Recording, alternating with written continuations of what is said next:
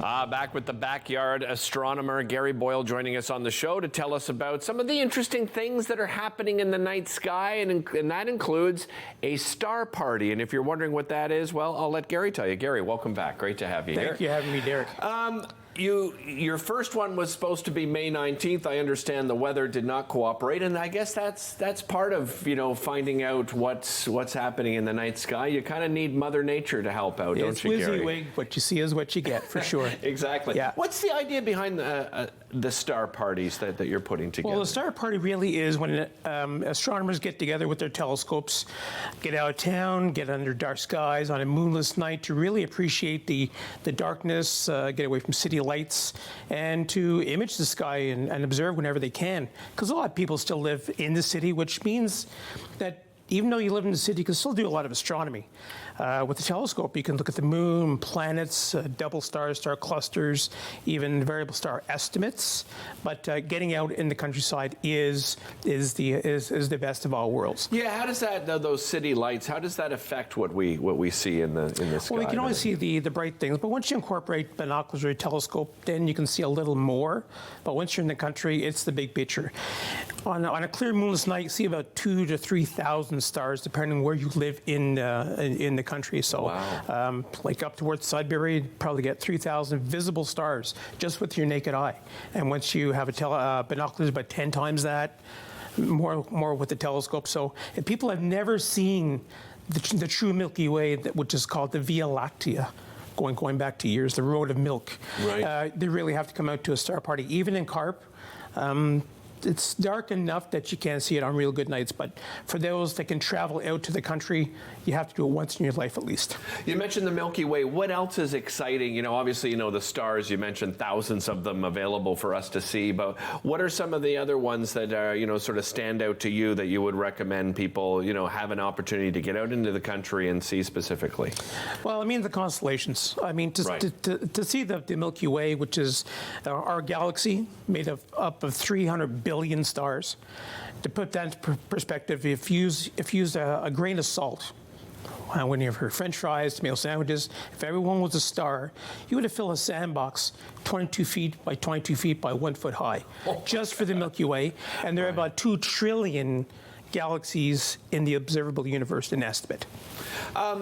When you go to a star party, do you bring your own telescope, binoculars? What do you suggest? How does it work? People can bring their own scopes, but other months we've had up to 30 telescopes set up, and up to 500 people arrive, including families. So it's a wonderful way to understand the sky, ask your questions, and even if you're in the mind to buy a telescope, you can't buy that one. Obviously, it's our valuable members scope. But you're it's like going to a used car dealership. Okay. You're trying, you're looking through the scopes, and sit down for the sticker price because they're in the thousands. But if you want to image the sky or just casual, you can speak with the astronomer on hand and about their instruments, their model, and it's an all-around great night. It's free. Bring the bug spray because the mosquitoes are about this big. Yeah.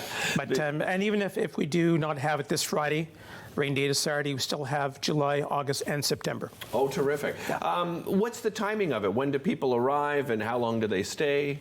Well, we start at dusk, obviously when it was dark enough. You want to get there a little earlier to get sometimes a parking spot, because if you have 500 people, you're going to be lining up down Carp to get a good spot. So get there early. This way you can see the telescopes in the light.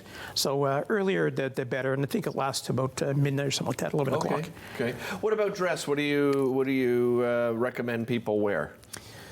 Well, clothes would be a great thing. That's a good start. That's a good start. Yeah. But again, it depends on the night. It could be a hot night, it could be a cool night. The weather's so changeable. But again, with the mosquitoes, try to get as much covered as possible and bring the bug spray.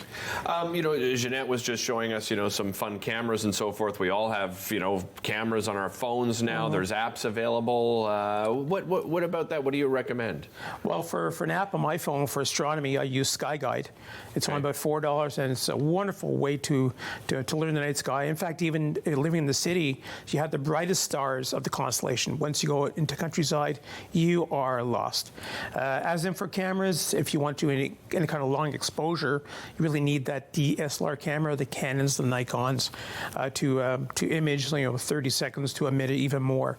And there are actually mounts which you have for your camera, which compensate for the Earth's motion, so you get pinpoint images. Very nice. How does that app work exactly? Like, do you point it at the sky? And... Yeah, you can point the sky and then click on the star hit information. It gives you about 3 pages of information on it, how far the star is, the characteristics on that star, and so it's just a wonderful way to learn the oldest of the Allied sciences, because there's so much in the sky. Like the sun is very active now. We're getting more northern lights. Right. Solar max ramps up until July 2025. The sun gets more active with these sunspots, and then we also have the Perseid meteor shower coming up in August of this year. Oh yeah. We'll have in October a very minor partial lunar eclipse when only about 10% of the moon bites the Earth's shadow, so it won't turn that orange. Some years are better than others. Right. And next year we look forward to the total solar eclipse in April, and a bright comet. Got to put in air quotes. Why the air quotes? Because comets, as David Levy, a good friend of mine, who part of Shoemaker Levy 9 that had Jupiter, says comets are like cats. They have tails and do exactly what they want to do. Right. So although it's predicted it might be bright, it might not. But that's coming toward the end of next year. Gary, we should mention, I know that you recommend not bringing pets, right? Because, yes, for sure. Because of everything that's going on, and you've got a lot of people, a lot of cars coming in and out. And it's in the dark. Do not use white light. We use red light, flashlights with a red light on it. So please do not use your cell phone light, because it interferes with the dark adaptation of your eyes. Once your pupils shrink down, it takes about 20 minutes to see the faint light. Gotcha. But if you use a red filter in front, that helps your vision. Yeah, and a lot of those headlamps and flashlights nowadays, they have them available. Gary, always appreciate you joining. And please no smoking around the telescopes. Yes, no smoking, absolutely. Yes. That's happening at the parking lot of the CARP branch of the Ottawa Public Library, June 16th, the 17th being the backup, and then July 21st, August 18th, and September 15th, with the day after, of course, being the backup as well. We'll be right back.